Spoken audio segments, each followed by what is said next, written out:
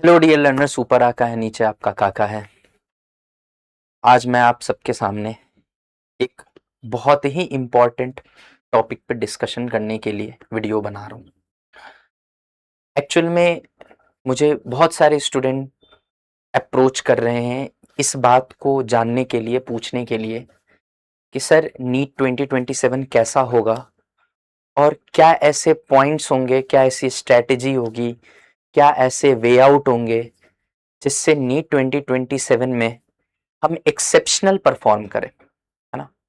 क्योंकि हर बच्चा और उसके पेरेंट्स का एस्पिरेशन होता है कि मेरा बच्चा अगर किसी कॉम्पिटिटिव एग्जाम के लिए प्रिपेयर कर रहा है तो उसमें वो बेस्ट परफॉर्म करके आए, है ना। क्योंकि कोई भी कॉम्पिटिटिव एग्जाम बेटा सिलेक्शन के लिए नहीं, रिजेक्शन के लिए डिजाइंड होता है।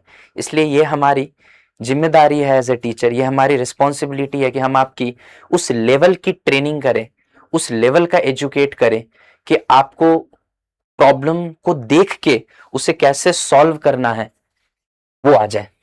राइट, आपको देखते ही सवाल का अप्रोच क्लिक करना चाहिए। इसलिए आज मैं ये वीडियो लेके आया हूं। वीडियो बहुत ज्यादा लंबी नहीं होगी, बट बहुत ज्यादा इफेक्टिव मैनर में इसमें मैं बहुत सारी चीजों को डिस्कस करूंगा आपके साथ, है ना। जो कि आज के एजुकेशन सिस्टम की सबसे बड़ी वीकनेस है, जो बच्चों को कहीं ना कहीं बताई नहीं जा रही, या बच्चों में इस बात की अवेयरनेस नहीं है कि किस तरीके से उनको एक गलत रास्ते पे ले जाया जा रहा है, किस तरीके से उनकी प्रिपरेशन को, उनके सोचने के तरीके को मैनिपुलेट करके एक गलत तरीके से एग्जाम के लिए तैयार किया जा रहा है। आज हम उन बातों को डिस्कस करेंगे। सबसे पहला पॉइंट, 6 पॉइंट मैंने लिख रखे हैं बेटा आपके सामने, जिसमें एक एक पॉइंट को हम लोग बहुत डिटेल में ध्यान से डिस्कस करेंगे। सबसे पहला पॉइंट है ना, स्टॉप चेजिंग इजी फिजिक्स, है ना। सबसे पहला पॉइंट यह है कि बच्चों को हमेशा से इस बात के लिए तैयार करना चाहिए था कि पेपर किसी भी लेवल का हो, क्योंकि ये एग्जामिनर का फ्रीडम है बेटा कि वो पेपर को किसी भी लेवल का डिजाइन कर सकता है ना। वो उसकी फ्रीडम है, आप उस चीज के लिए उससे लड़ नहीं सकते। वैसे मैं इस चीज का सपोर्टर हूं कि एग्जाम को अगर आप टफ कर रहे हो तो एक ग्रेडेड मैनर में टफ करो, और बच्चों को भी आइडिया होना चाहिए इस बात का कि पेपर टफ आ रहा है, इजी आ रहा है, जो भी पेपर में वेरिएशन होगा उसके लिए बच्चा मेंटली प्रिपेयर्ड होना चाहिए। टफ पेपर आने से कोई दिक्कत नहीं है, लेकिन टफनेस होगी नहीं होगी, कैसी होगी, इस बात को पहले से बच्चों में कहीं ना कहीं किसी न किसी तरीके से अवेयर कर देना चाहिए बच्चों को। लेकिन बेटा हमेशा याद रखिएगा, एग्जामिनर ऐसा करे ये जरूरी नहीं है ना। हमारी ये मोरल रिस्पॉन्सिबिलिटी है कि हम अपने आप को ढंग से तैयार करें एग्जाम के लिए, और उसके लिए इजी इजी चीजें ना पढ़ें, है ना। देखिए, जब मैं यहां बोलता हूं ना कि इजी चीजों के पीछे मत भागिए, इसका मतलब मेरा यह बिल्कुल भी नहीं है कि आप इररिलेवेंट कंटेंट पढ़िए, टफ से टफ की बुक्स आप सॉल्व करने लग जाइए, है ना। वो टीचर की जिम्मेदारी होती है, इंस्टीट्यूशंस की जिम्मेदारी होती है। जब बच्चा किसी इंस्टीट्यूशन का पार्ट बनता है तो ऑब्वियस सी बात है, ये हम टीचर्स की रिस्पॉन्सिबिलिटी होती है कि आपको आपको टफ से टफ कंटेंट के लिए प्रिपेयर करें। हम ये छाट के लाए, हम ये सेग्रीगेशन करें कि क्या आपके लिए रेलेवेंट है और क्या आपके लिए इररेलेवेंट है। आपका काम होगा कि जो आपको कंटेंट प्रोवाइड किया जा रहा है उस पे मेहनत करके उस पे अपने आप को एक्सपर्ट बनाए। राइट, तो यहां पे मैं जब कह रहा हूं कि इजी फिजिक्स के पीछे मत भागिए, इसका मतलब ये बिल्कुल भी नहीं है कि मैं आपको इररिलेवेंट चीजें पढ़ने के लिए बोल रहा हूं। मैं आपको ये बोलना चाह रहा हूं कि फिजिक्स में सिर्फ फॉर्मूला रट के, फॉर्मूला मगअप कर लिया, या फॉर्मूला नहीं अगर रटा तो कुछ पीवाईक्यूज कर लिए, कुछ कॉन्सेप्ट्स कर लिए, कुछ लिमिटेड वैरायटी के प्रॉब्लम कर लिए हर टॉपिक पे, और फिर समझ रहे हैं कि नहीं हमें सोचना आ गया, हमने कैपेबिलिटी डेवलप कर ली किसी भी क्वेश्चन को क्लियर करने की, तो ये हमारी सबसे बड़ी भूल है। बेटा बात को समझिए, पेपर किसी भी लेवल का आए, आपको उसके लिए प्रिपेयर रहना चाहिए, और कुछ प्रॉब्लम्स करके, कुछ वैरायटी ऑफ प्रॉब्लम्स करके, या थोड़ा सा थिंकिंग अप्रोच डेवलप करके अगर आप सोचिएगा कि आप फिजिक्स में अच्छा कर पाएंगे, तो ऐसा नहीं होगा। मैंने कई बार बच्चों को बोला है कि फिजिक्स में नीट, जेई, सीयूईटी, ओलंपियाड जैसी चीजें नहीं होती। फिजिक्स फिजिक्स होता है, जिसको आता है उसको पूरा आता है, जिसको नहीं आता उसे कुछ नहीं आता। सिंपल सी बात है, फिजिक्स थॉट प्रोसेस चाहता है। अगर आपका वो थॉट प्रोसेस, वो अप्रोच डेवलप्ड है तो ठीक है, नहीं है तो कोई बात नहीं, फिर आप ऑब्वियस सी बात है सिलेक्शन से दूर होते चले जाइएगा। इसलिए जो पॉइंट मैं यहां पे स्ट्रेस देना चाह रहा हूं जिस पॉइंट पे, वो ये है कि बेटा थोड़ा सा हार्ड प्रैक्टिस करना पड़े, थोड़ा सा कलम घिसना पड़े, थोड़ा सा अपने कंफर्ट जोन से अगर बाहर जाना पड़े, कोई दिक्कत नहीं है। नई चीजें सीखने का ट्राई करिए, है ना। कोई ऐसे टीचर को पकड़िए जो आपको टफ से टफ चीजों को इजी बना के समझाए, ताकि आपका जो फोबिया है फिजिक्स से, है ना, फिजिक्स का जो फोबिया है वो आपके दिमाग से निकल जाए, और आप भी खुद को मेंटली प्रिपेयर कर पाए कि चाहे कितना भी टफ प्रॉब्लम हो, चाहे किसी भी तरीके का प्रॉब्लम में वेरिएशन हो, मैं स्क्रैच से सोच सकता हूं और इस क्वेश्चन में अप्रोच लगा सकता हूं। उस काबिल आपको टीचर बनाए। और ऑब्वियस सी बात है, टीचर अगर आपको सिखा रहा है तो उस चीज की प्रैक्टिस करके आप उस काबिल बन भी जाएंगे। इसीलिए कन्वीनियंट के पीछे मत भागिए बेटा, कैपेबिलिटी के पीछे भागिए, है ना। कन्वीनियंस क्या है इससे कोई मतलब नहीं है, बस आपकी कॉम्पिटेंसी बढ़ रही है नहीं बढ़ रही है, आपकी थिंकिंग जो प्रोसेस है वो डेवलप हो रही है नहीं हो रही है, वो सबसे ज्यादा इंपॉर्टेंट है। ऐसे टीचर को पकड़िए जो आसान ना पढ़ाए लेकिन सबसे अच्छी चीजें सबसे अच्छे तरीके से पढ़ाए, सबसे रेलेवेंट चीजें, अगर वो टफ भी है, कॉन्सेप्चुअल भी है, तो रेलेवेंट चीजें आपको ढंग से समझाए। जेईई मेन के पीवाईक्यू और नीट के पीवाईक्यू से बहुत सारे प्रॉब्लम इस बार नीट 2026 में इंस्पायर्ड थे, लेकिन मुझे पता है अगर कोई बच्चा नीट पीवाईक्यू कर लेता है, कई बार जेईई मेन पीवाईक्यू भी कर लेता है, लेकिन उसका वो अप्रोच डेवलप नहीं होता, क्योंकि वो जेईई मेन पीवाईक्यू और नीट पीवाईक्यू भी इनडायरेक्टली रट रहा होता है। रटना नहीं है बेटा, चीजों को समझना है। समझने के लिए थोड़ा सा आपको बाहर की चीजें भी पता होनी चाहिए, ताकि आपका एक ओवरऑल कॉन्सेप्ट और अप्रोच डेवलप हो। अगर आपको कोई टीचर सिखा रहा है तो उसकी रिस्पेक्ट कीजिए और उस टीचर से कनेक्ट करिए। सिर्फ और सिर्फ आसान करने के चक्कर में चीजों को अपने लेवल से कॉम्प्रोमाइज मत करिए, ठीक है। दूसरा पॉइंट यह है एफिशिएंट सिलेबस कंप्लीशन, है ना। ये बहुत बड़ी लाइन है, एफिशिएंट सिलेबस कंप्लीशन। मैंने यहां सिलेबस कंप्लीशन नहीं लिखा है, यहां पे आगे एक वर्ड डाला एफिशिएंट। इसका कुछ ना कुछ तो पर्पस होगा, कुछ ना कुछ मीनिंग होगा। मीनिंग सिंपल सा है, हर इंस्टीट्यूट में जैसे तैसे करके सिलेबस कंप्लीट करा दिया जाता है ना। गॉन आर दोज डेज जब सिलेबस कंप्लीट ही नहीं होते थे, है ना। अब मतलब मोर और लेस लगभग हर इंस्टीट्यूशन में सिलेबस कंप्लीट करा दिया जाता है ना। कैसे कराया जाता है? कई बार कुछ इंस्टीट्यूशंस या कुछ टीचर्स इस चीज के पीछे चले जाते हैं कि भाई हम अपने फेवरेट चैप्टर्स जो हैं वो बच्चों को बहुत डिटेल में पढ़ाएं, है ना। वहां पे फेवरेटिज्म होने लग जाती है ना।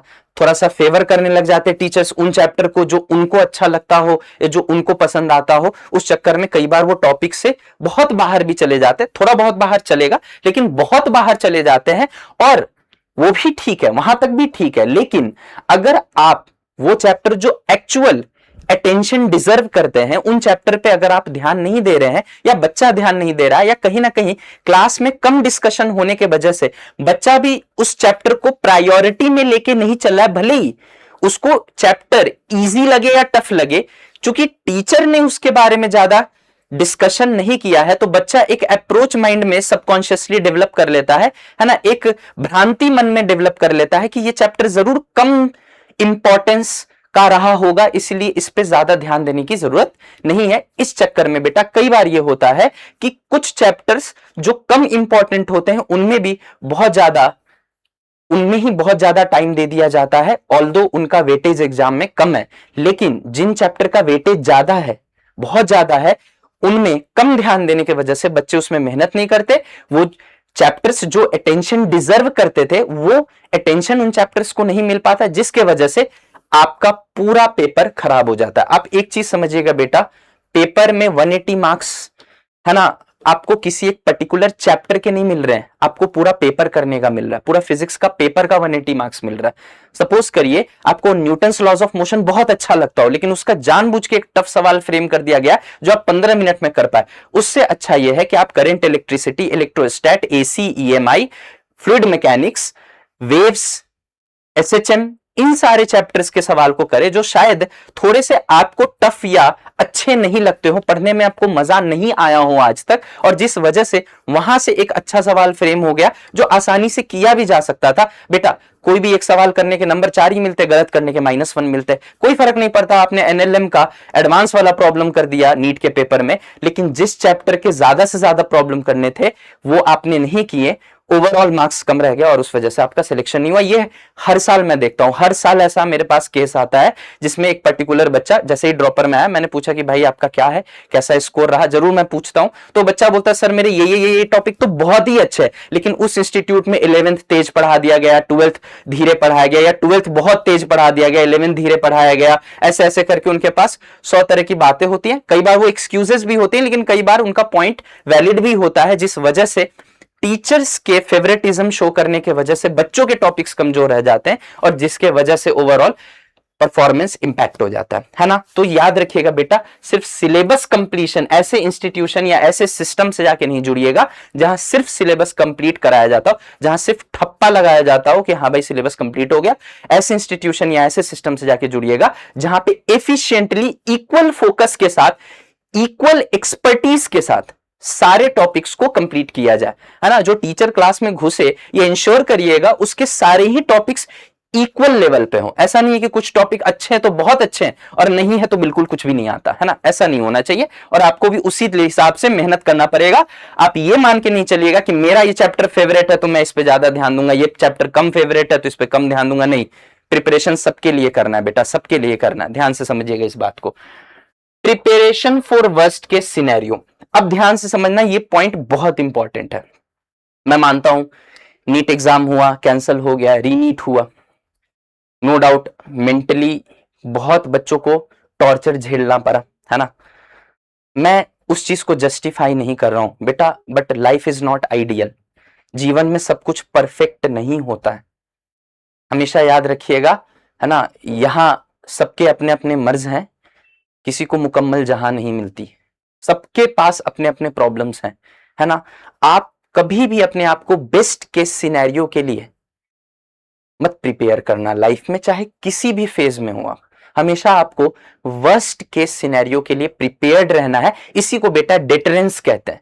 कोई कंट्री भी हथियार बनाती है, खरीदती है, बेचती है, तो वो इसलिए नहीं बेचती है या खरीदती है हथियार। आज इंडिया भी मान लीजिए मिसाइल या कोई भी एयर डिफेंस सिस्टम खरीद रहा है, तो इसलिए नहीं खरीदा जाता है कि हम सिर्फ पाकिस्तान से बच जाएं या हमारा एक उधर की तरफ भी दुश्मन है, ईस्ट और वेस्ट दोनों में एक एक एनिमी बैठा हुआ है, एक चाइना बैठा हुआ है, ऐसा नहीं है। इंडिया जब कोई भी अपनी डिफेंस कैपेबिलिटी डेवलप करती है तो वो बेस्ट केस सिनेरियो के हिसाब से नहीं करती कि हमारी जो लड़ाई होगी वो पैरागो से हो जाएगी या किसी बहुत छोटे से कंट्री, है ना, युगांडा से जाके हमारा युद्ध हो जाएगा, उसके हिसाब से प्रिपेयर नहीं किया जाता बेटा। प्रिपेयर हमेशा इस हिसाब से किया जाता है कि जो वर्स्ट केस सिनेरियो होगा उसको भी हम लोग हैंडल कर पाए। हमेशा याद रखिएगा, तभी आप एक सही तरीके से डिजास्टर को मैनेज कर सकते हैं। ये एक तरह का डिजास्टर था, मैं उसको जस्टिफाई नहीं कर रहा हूं, तभी डिजास्टर वर्ड यूज कर रहा हूं, लेकिन आपको डिजास्टर को मैनेज करने आना चाहिए। इसीलिए हमेशा याद रखिएगा पेपर को वर्स्ट केस के लिए प्रिपेयर करना। कहने का तात्पर्य यह है कि भले ही पेपर में 180 में 120 या 30 नंबर ही लाना है। इस बार मैं सेल्सियस में अजमेर में पढ़ाता हूं, है ना, हमारा बहुत एक्सेप्शनल रिजल्ट हुआ है इस बार। आप बिलीव नहीं करेंगे बेटा, लगभग 40-50 बच्चों में हमारे यहाँ बहुत अच्छा सिलेक्शन रेशियो रहा है। लगभग हर 3-4 बच्चे में एक बच्चा सिलेक्टेड है ना। जो भी बच्चा कॉन्टिन्यूअस टच में रहा, 50 बच्चों में से 10-12 बच्चे इधर उधर मान लीजिए किसी कारणवश थोड़ा सा डेविएट हो गया, लेकिन जो भी बच्चा लास्ट तक हमारे टच में रहा, सिलेक्शन रेशियो कुछ इस तरह का है कि हर 3 बच्चे में एक बच्चा सिलेक्ट हो रहा है और हर 4 बच्चे में एक बच्चे का बहुत अच्छा स्कोर है। मतलब हो सकता है कि इतना बढ़िया हो कि टॉप मेडिकल कॉलेज भी मिल जाए, इस तरीके का स्कोर बच्चों ने लाया है ना। बाकी आपको रिजल्ट से रिलेटेड सारी वीडियोस इसी चैनल पे मिल जाएंगे। बट पॉइंट ये है कि हमें वर्स्ट केस सिनेरियो के लिए प्रिपेयर होने का मतलब ये भी है कि जब हमारे सामने पेपर आए ना, तो 180 आउट ऑफ 180 भले ही बनाने के लिए या लाने के लिए हम पेपर को अटेम्प्ट ना करें, लेकिन हमें पेपर 180 का आना चाहिए। मेरा कहने का तात्पर्य यह है कि हो सकता है कि मुझे यह दिख रहा है कि फिजिक्स भी ठीक ठाक लेवल पे, केमिस्ट्री भी ठीक ठाक लेवल पे, बायो आसान है या बायो टफ हो गया, फिजिक्स आसान है, केमिस्ट्री मुश्किल है, कुछ भी कॉम्बिनेशन वो दे सकता है, या तीनों थोड़ा थोड़ा थोड़ा टफ है। तो उसी समय मुझे देन एंड देयर डिसीजन बनाना है कि फिजिक्स का क्वेश्चन इतना करना है, केमिस्ट्री का इतना करना, बायो का इतना करना। आता मुझे है लेकिन करूंगा मैं इतना ही। क्यों? क्योंकि फिजिक्स 180 आउट ऑफ 180 लाने के चक्कर में मेरा बायोकेमिस्ट्री ना खराब हो जाए, क्योंकि मुझे तो ओवरऑल परफॉर्म करके एक अच्छा रैंक चाहिए, है ना। तो कहने का तात्पर्य यह है कि भले ही आप अपने मन से चूज करें कि आपको 180 में 120 या 130 का पेपर करना है, आपके सामने ये मजबूरी नहीं होना चाहिए कि 130 का ही पेपर आता है। इनफैक्ट मैं तो ये कहूंगा कि अगर आपको 180 में 180 का पेपर आता है, तभी तो आप ये आइडेंटिफाई भी कर पाइएगा कि ये आसान है, ये मुश्किल है, इसको करना और इसको छोड़ना। भाई ये भी आइडेंटिफाई करने के लिए कि ये मुश्किल है और ये आसान है, ये भी आइडेंटिफाई करने के लिए आपको पता होना चाहिए ना कि कौन सा मुश्किल सवाल है और कौन सा आसान सवाल है, और उसके लिए आपको दोनों सवाल का एक्सपोजर चाहिए। अगर सिर्फ आप आसान आसान प्रैक्टिस करके जा रहे हैं तो आप वहां पे गेस कैसे कर पाइएगा कि ये सवाल आसान है, ये मुश्किल है, ये टाइम खराब करने के लिए दिया गया, ये क्वेश्चन तो एक तरह का ट्रैप है, इसमें फंसना नहीं, इसके बदले और दूसरे सवाल करना है ताकि ओवरऑल स्कोर जो है इंप्रूव हो जाए। ये आप पकड़ कैसे पाइएगा ये बात? ये भी बात पकड़ने के लिए तो उस लेवल के प्रॉब्लम होने चाहिए ना क्लास में। अगर उस लेवल के प्रॉब्लम कराए जाएंगे क्लास में, तभी तो आप इस चीज को आइडेंटिफाई कर पाएंगे। इसीलिए जरूरी है कि वर्स्ट केस सिनेरियो के लिए प्रिपेयर रहें। भले ही 180 में 180 करें या ना करें, वो डिपेंड करेगा कि टाइम कितना बच रहा है, लेकिन पेपर 180 में 180 का आना चाहिए। ठीक है, नेक्स्ट पॉइंट पे आते हैं, टेस्ट एनालिसिस। अगर आप टेस्ट देते हैं और उसकी एनालिसिस नहीं करते हैं तो टेस्ट देना और ना देना बराबर है।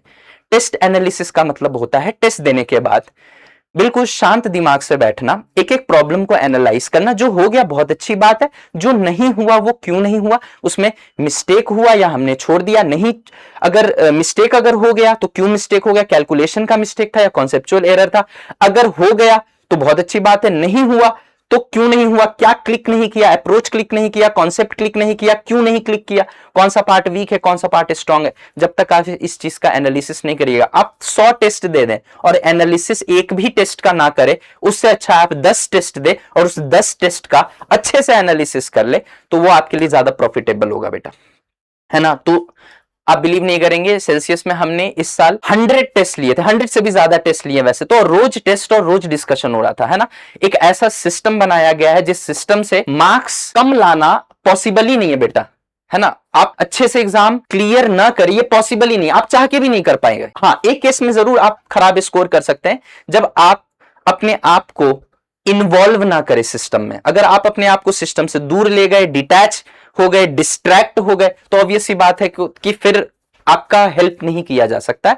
It is impossible. जब तक कम्युनिकेशन नहीं रहेगा टीचर और स्टूडेंट के बीच में, तब तक हेल्प करना इम्पॉसिबल है। लेकिन अगर आप स्टेप्स को प्रॉपर तरीके से फॉलो करें और पूरे साल शिद्दत के साथ पढ़ाई करें, टीचर के साथ कनेक्शन बनाए रखे, सारे के सारे टेस्ट दे, उसके एनालिसिस को अटेंड करे और अपने सारे वीक पॉइंट्स पे काम करे, तो 101% आपका सिलेक्ट होना कोई नहीं रोक सकता है। इस तरीके का एक पेडागॉगी हमने डेवलप किया।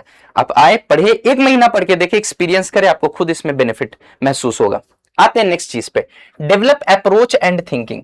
वही वाली बात है कि मैं अभी थोड़ी देर पहले बोल भी रहा था कि जितना ज्यादा से ज्यादा आप अप्रोच डेवलप करिएगा, थिंकिंग डेवलप करिएगा, उतना बढ़िया। ये कहीं ना कहीं पॉइंट नंबर 1 से ही रिलेटेड है। आप समझिए, यहां जब मैं बोलता हूं कि इजी फिजिक्स के पीछे नहीं भागना है, तो बच्चों के मन में ना एक द्वेष की भावना आ जाती है ना, एक तरह का क्वेश्चन मार्क आ जाता है कि भाई बहुत कुछ अजीब टाइप की चीजें पढ़ाई जाएंगी क्या, बहुत कुछ बाहर के दुनिया का पढ़ाया जाएगा क्या, कुछ मार्स जुपिटर से की फिजिक्स पढ़ाई जाएगी क्या। नहीं बेटा, आसान चीजें पढ़ाई जाएंगी, वही चीजें पढ़ाई जाएंगी जो आज तक तुम पढ़ के आए हो, बस तुमने उसे पढ़ा है, समझा नहीं है। जब यहां पे आपको पढ़ाया जाएगा तो आपको, जैसे फिजिक्स की अगर बात की, तो आपको फिजिक्स आसान नहीं, सबसे आसान लगेगा। Feel the physics in easiest way possible, है ना। तो जब आप उन चीजों को उस तरीके से पढ़ोगे जिस तरीके से हम आपको पढ़ाएंगे, तो आपको लगेगा कि हाँ यार, ये इस तरीके से चीजें काम करती है, इस तरीके से तो कभी सोचा ही नहीं था, इस तरीके से तो किसी टीचर ने कभी बताया ही नहीं था। इतना ये जो दिखने वाला टफ कॉन्सेप्ट है वो इतना आसान हो सकता है, कभी सोचा नहीं था। एसएचएम के प्रॉब्लम्स, है ना, वेव के प्रॉब्लम मुझे अच्छे से पता है, फ्लूइड मैकेनिक्स के प्रॉब्लम, भाई मैकेनिक्स हर बच्चे का अच्छा होता है, लगभग हर बच्चे का अच्छा होता है, जो भी सिंसियर बच्चा है। लेकिन जो अदर चैप्टर्स है जिनमें आपको फोबिया बैठा हुआ है, उनको भी बहुत आसानी से बहुत अच्छे लेवल पे हम लोग डेवलप कर सकते हैं, बशर्ते उस तरीके से अप्रोच आपको कोई बताने वाला हो और आप उस अप्रोच को शिद्दत के साथ फॉलो करें। यह सबसे इंपॉर्टेंट है ना। ठीक है। तो अप्रोच एंड थिंकिंग डेवलप करनी है ना। कुछ बाहर की दुनिया की चीजें नहीं पढ़ाई जाएंगी, यही की चीजें पढ़ाई जाएंगी, उन्हीं चीजों को पढ़ाई जाएंगी जो आपने सुन रखा है, लेकिन उसको समझने का, समझाने का तरीका बहुत अलग होगा। जब क्लास में मैं पढ़ाता हूं तो मैं ये नहीं करता हूं कि क्वेश्चन है, सोचो, और थोड़ा सा मैंने सोचा, 2-4 पॉइंट्स बताए, आपको क्लिक कर गया, सॉल्यूशन करके निकल गए। ऐसे नहीं होता है। हमारा प्रॉपर डिस्कशन होता है, हर बच्चे का उस डिस्कशन में इन्वॉल्वमेंट होता है। कितने तरीके के उस सवाल के वेरिएशन बन सकते थे, मैं भी अपनी इनपुट देता हूं और बच्चों से भी इनपुट लेता हूं, ताकि बच्चे का भी एक्टिव इन्वॉल्वमेंट हो उसमें। और इस तरीके से करके हम लोग अप्रोच एंड थिंकिंग डेवलप करते हैं। Last but not the list, choosing the right system and best teachers. दोनों का कॉम्बिनेशन बहुत इंपॉर्टेंट है बेटा। याद रखिएगा बेटा, डिसिप्लिन बिना गाइडेंस के बेकार है और गाइडेंस बिना डिसिप्लिन के बेकार है। बहुत बड़ी बात बोली है, ध्यान से समझिएगा। डिसिप्लिन बहुत है लेकिन करेक्ट राइट गाइडेंस नहीं है तो कोई मतलब नहीं है। लास्ट में आप मतलब एग्जाम में सिलेक्ट नहीं हो पाएंगे, कहीं ना कहीं आप कुछ ना कुछ गलत कर जाएंगे जो आपको नहीं करना चाहिए था।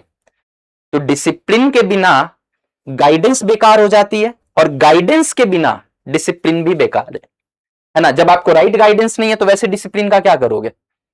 और अगर आपको राइट गाइडेंस मिल रही है और डिसिप्लिन नहीं है, आप रोज क्लास एब्सेंट हो रहे हो, सिंसियर नहीं हो, होमवर्क नहीं कर रहे हो, जो यहां पे ध्यान दिया जाता है, यहां पे एक एक बच्चे को ये इंश्योर कराया जाता है कि वो होमवर्क टाइम पे करके लेके आए, प्लस अगर वो एब्सेंट हो रहा है तो ड्यू रीजन होना चाहिए कि क्यों एब्सेंट हो रहा है। मतलब इतनी अच्छे तरीके से आपकी मॉनिटरिंग हो जाएगी कि आप चाह के भी अवॉइड नहीं कर सकते कि आपका सिलेक्शन ना हो। इनफैक्ट जयपुर में हमने डे बोर्डिंग का प्रोग्राम लॉन्च ही इसलिए किया जिसमें आप 12 आवर टफ सर्विलेंस में होंगे।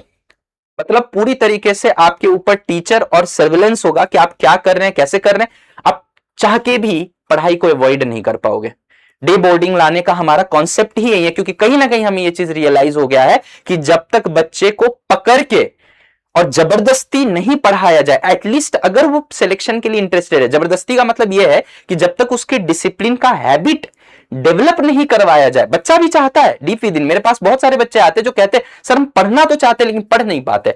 काश कोई ऐसा होता जैसे पुराने जमाने में हमारे पेरेंट्स या टीचर्स स्ट्रिक्ट होके बैठते थे, साथ में बैठते थे, सपोर्ट करते थे, मोटिवेट करते थे। काश कोई ऐसा होता जो बगल में बैठ के देखता रहता, जिसका मुझे तथाकथित डर बना रहता कि भाई अगर मैं नहीं पढ़ूंगा, मैं नहीं ध्यान दूंगा तो शायद मेरे सर मुझ पे गुस्सा करेंगे।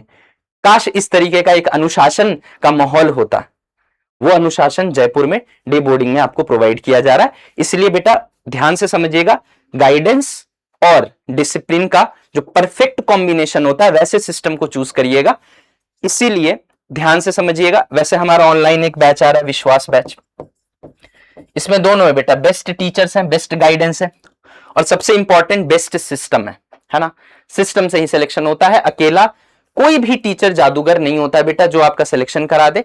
जब तक एक टीम आपके लिए एफर्ट नहीं मारेगी तब तक एक एक्सेप्शनल रिजल्ट निकल के नहीं आएगा। इंडियन टीम वर्ल्ड कप सिर्फ बुमराह की वजह से नहीं जीत सकती, न सिर्फ विराट कोहली की वजह से जीत सकती है। एक बेस्ट टीम है ना, एक जंक्शन, एक प्लेटफॉर्म चाहिए, तभी एक बेस्ट रिजल्ट निकल के आता है। ठीक है।